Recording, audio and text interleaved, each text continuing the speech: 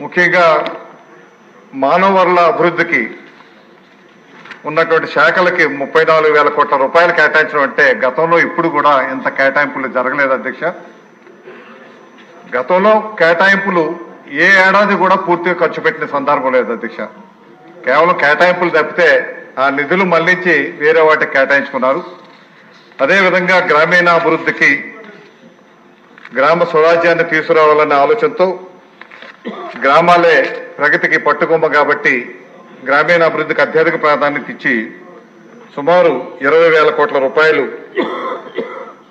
ఈ గ్రామీణాభివృద్ధి శాఖకు కేటాయించడం జరిగింది. గత 5 సంవత్సరాల్లో వైఎస్ఆర్ ప్రభుత్వం 56,000 కోట్ల రూపాయలు కేటాయిస్తే ఈ ఒక్క ఏడాదే ఈ పంచాయతీరాజ్ వ్యవస్థకు గ్రామీణ అభివృద్ధి వ్యవస్థకు 20,500 కోట్ల రూపాయలు కేటాయించడం అనేది చిన్న విషయం కాదు అధ్యక్ష.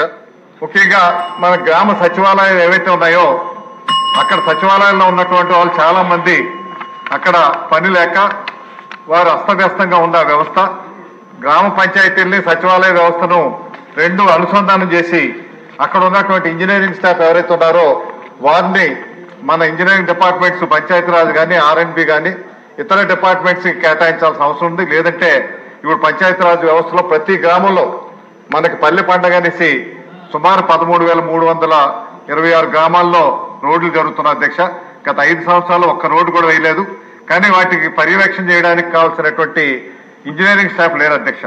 అందువల్ల సచివాలయం ఉన్నటువంటి ఇంజనీరింగ్ స్టాఫ్ ని ఈ డిపార్ట్మెంట్స్ కి అటాచ్ చేయాల్సినటువంటి అవసరం ఉంది. గతంలో లైటింగ్ చేసేటప్పుడు సెంట్రలైజ్ చేసి ఎల్ఈడి లైట్స్ ద్వారా అది ఆపరేట్ చేయడానికి కావాల్సిన ఏజెన్సీస్ ఇస్తే గత 5 సంవత్సరాల్లో లైటింగ్ వ్యవస్థ పూర్తిగా రద్దయిపోయింది అధ్యక్ష. అదేవిధంగా డ్రైనేజ్ వ్యవస్థ కానీ మీకు గ్రామాల్లో ఉన్నటువంటి చెత్త పన్ను అయితే వేశారు కానీ చెత్త నుంచి సంపత్తి తీసే కార్యక్రమం గతంలో చంద్రబాబు నాయుడు గారి హయాంలో చేపట్టినవి ఇప్పుడు అన్ని కూడా మూలపడి ఉన్నాయి అధ్యక్ష. అవన్నీ కూడా రీవైటలైజ్ చేయాల్సినటువంటి అవసరం ఉంది. ఎంఎన్ఆర్జీసీలో ఉన్నటువంటి వీఆర్పీలు ఎవరైతే ఉన్నారో వాళ్ళు పాతకుపోయి అక్కడ ఉన్నటువంటి పనులకి లేనటువంటి వ్యక్తుల్ని వాళ్ళ పేర్లు నమోదు చేసి ఆ డబ్బులు డ్రా చేసుకుని చాలా భారీ స్థాయిలో అవినీతి జరుగుతుంది అధ్యక్ష. అందువల్ల వీఆర్పీల్ని కనీసం మండల స్థాయిలో అయినా సరే వాళ్ళని ట్రాన్స్ఫర్ చేసే కార్యక్రమం చేయడానికి కావాల్సినటువంటి ఆలోచన చేయాల్సినటువంటి అవసరం ఉంది అధ్యక్ష. ఏవైతే డిపార్ట్మెంట్ లో అధికారులు ఉన్నారు ఇంజనీరింగ్ స్టాఫ్ చాలా సంవత్సరాలుగా వాళ్ళకి ప్రమోషన్స్ లేక చాలా ఇబ్బందులు పడుతున్నారు అధ్యక్ష. చాలా కోర్టు కేసుల వల్ల వీటి వల్ల డైరెక్ట్ రిక్రూటీస్ తర్వాత ప్రమోషన్ ద్వారా వచ్చినటువంటి వాళ్ళ మధ్య క్లాష్ ఉండటం వల్ల ప్రమోషన్ జరగట్లేదు. దయచేసి దీని మీద కూడా ప్రభుత్వం దృష్టి పెట్టి వీళ్ళకి అడ్హాక్ ప్రమోషన్స్ కానీ సూపర్ న్యూమరీగా కానీ లేదంటే నోషనల్ సీనియారిటీ ఇచ్చైనా సరే ఈ వ్యవస్థను సరి చేయాల్సిన అవసరం ఉంది. లేదంటే ఎస్సీ అవ్వాల్సిన వాళ్ళు డిఈ కానీ ఈ గానే రిటైర్ అయిపోతున్నారు అధ్యక్ష. దీంతో పాటు మొన్న జనవాణి కార్యక్రమంలో మేము వెళ్ళినప్పుడు పంచాయతీరాజ్ సంబంధించి ఇతర డిపార్ట్మెంట్ సంబంధించినటువంటి చాలా మంది రిటైర్ అయినటువంటి ప్రభుత్వ ఉద్యోగులు ఏసీబీ కేసుల్లో ఉండి వాళ్ళకి ఆ కేసులు ఇప్పుడు కూడా పరిష్కారం కాకుండా పెన్షన్లు కొంతమంది రాకుండా చాలా ఇబ్బంది పడుతున్నారు. కొంతమంది చనిపోయారు కూడా అధ్యక్ష. ఇటువంటి కనీసం డిపార్ట్మెంటల్ ఎంక్వైరీ కానీ కమిషన్ ఆఫ్ ఎంక్వైరీస్ కానీ ఇచ్చి ఈ కేసులు త్వరితగతిన పరిష్కరించే విధంగా కార్యక్రమాలు తీసుకోవాలనేసి మీ ద్వారా ఈ ప్రభుత్వాన్ని కోరుతున్నాను అధ్యక్ష. గత ప్రభుత్వం విద్యా వ్యవస్థను కూడా పూర్తి సర్వనాశనం చేసింది అధ్యక్ష. ఒకసారి స్టేట్ సిలబస్ కాదు ఇంగ్లీష్ మీడియం అన్నారు, ఒకసారి ఐసీఎస్సీ సిబిఎస్ఈ అన్నారు, ఆఖరికి మొన్నేమో ఐబీ సిలబస్ అన్నారు. వీటికి పాఠాలు చెప్పగలిగేటువంటి నైపుణ్యత ఆ ఉపాధ్యాయులకు లేకపోయినా ఇటువంటి సిస్టమ్ పెట్టి దీని మీద లోకేష్ గారు వచ్చాక వారికి టెస్ట్ పెడితే వాళ్ళకి అందులో 10% కూడా అందులో క్వాలిఫై కాలేదు.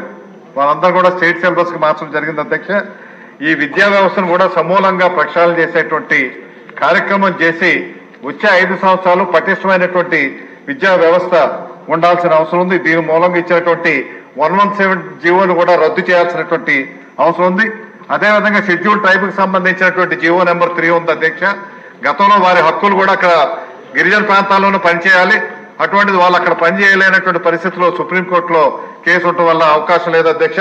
ఇది రాజ్యాంగ సవరణ చేసి అక్కడ గిరిజనులకి అవకాశం వచ్చే విధంగా అది చేయాల్సినటువంటి అవసరం ఎంతైనా ఉంది అధ్యక్ష. అనకాపల్లిలో ఉన్నటువంటి ఎన్టీఆర్ హాస్పిటల్ కూడా ఏరియా హాస్పిటల్లో స్టేట్ లోనే నెంబర్ 1 హాస్పిటల్ అధ్యక్ష. కానీ అక్కడ డాక్టర్లు మీకు 40 మంది డాక్టర్లు ఉంటే 30 మంది ఉన్నారు, 10 మంది డాక్టర్లు లేరు. మీకు 50 మంది నర్సింగ్ స్టాఫ్ ఉండాలంటే 12 మంది నర్సింగ్ స్టాఫ్ ఉన్నారు అధ్యక్ష. కానీ హైయెస్ట్ డెలివరీస్ అక్కడే జరుగుతున్నాయి. అక్కడ గైనకాలజిస్ట్ ఇద్దరు ఉన్నారు అధ్యక్ష, 4 ఉండాలి. ఇవన్నీ కూడా ఫిల్అప్ చేయాల్సిన అవసరంతో వాళ్ళకి వెళ్ళి మెడికల్ సైన్సెస్ డాక్టర్ కోర్స్ చేస్తున్నారు. వాళ్ళకి వెనక్కి వచ్చాక క్వాలిఫైయింగ్ టెస్ట్ పెట్టి వాళ్ళు క్వాలిఫై చేస్తున్నారు అధ్యక్ష. కానీ దురదృష్టమైన కోవిడ్ వచ్చాక వారు ఇక్కడ 1 year ఇంటర్న్షిప్ చేయాలనే నిబంధన పెట్టారు అధ్యక్ష 2021 తర్వాత. ఆ నిబంధనలు ఇప్పటికి కూడా కొనసాగుతున్నారు అధ్యక్ష. ఆ నిబంధనలు ఉన్న అది కూడా వారు చేయడానికి సిద్ధమే. కానీ వారు రిజిస్టర్ చేసుకోవడానికి ఇంటర్న్షిప్ కి అక్కడ ఏపీ మెడికల్ కౌన్సిల్ చైర్మన్ పదవి 5 నెలలుగా ఖాళీగా ఉంది అధ్యక్ష. వాళ్ళకి రిజిస్ట్రేషన్ అవ్వటం లేదు. వాళ్ళకి ఒక్క అకాడమిక్ ఇయర్ నష్టపోయారు అధ్యక్ష. వీళ్ళు పీజీ రాసుకోవాలంటే ఇంకో 2 సంవత్సరాలు వృధా అయిపోతాయి. వెంటనే మెడికల్ కౌన్సిల్ చేసి ఏదైతే టైం అయిపోయిందో ఇంటర్న్షిప్ గత నెల 21వ తారీఖు అయిపోయింది అధ్యక్ష. ఇది పొడిగించి మళ్ళీ వారు క్వాలిఫై వాళ్ళ విద్యా సంవత్సరం 2 సంవత్సరాలు కోల్పోకుండా ఆ విద్యార్థులను ఆదుకోవాల్సిందిగా ఒకసారి మంత్రివర్యులను కోరుకుంటూ ఈ అవకాశం ఇచ్చిన మీకు నా హృదయపూర్వక ధన్యవాదాలు.